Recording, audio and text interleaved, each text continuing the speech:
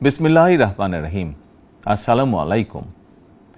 ত্যাগের পরাকাষ্ঠা, তাকওয়ার মহিমান্বিত পথ নির্দেশনা এবং আত্মশুদ্ধির অনন্য বার্তা নিয়ে বছর ঘুরে বিশ্ব মুসলিমের দুয়ারে আবারও হাজির পবিত্র ঈদুল আজহা।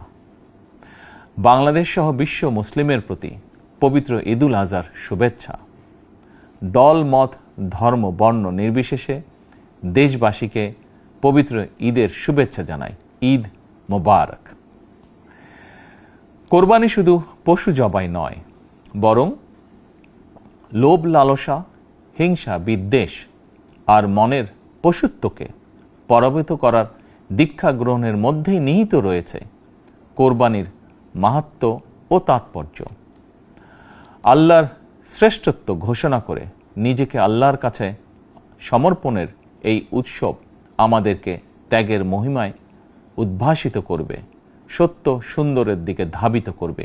এটিই হোক পবিত্র কোরবানির অন্যতম শিক্ষা। প্রিয় দেশবাসী, যাদেরকে আল্লাহ এবছর কোরবানি করার সামর্থ্য দিয়েছেন, তাদের প্রতি আমার বিনীত আবেদন, এবছর যাদের পশু কোরবানি দেওয়ার সামর্থ্য হয়নি, তাদের সঙ্গে কোরবানির পশুর মাংস ভাগাভাগি করে নিন। এটিও কোরবানির আরেকটি অন্যতম শিক্ষা।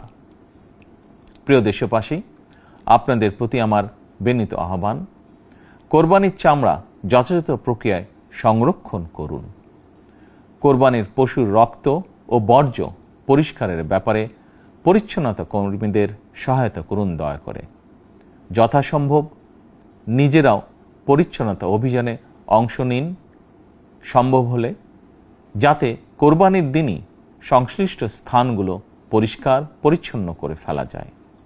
পবিত্র ঈদে কায় মনোবাক্যে আল্লাহর দরবারে প্রার্থনা, তিনি যেন আমাদের মাতৃভূমিসহ সমগ্র মুসলিম বিশ্ব ও মানব জাতির জন্য শান্তি, নিরাপত্তা ও স্থিতিশীলতা দান করেন।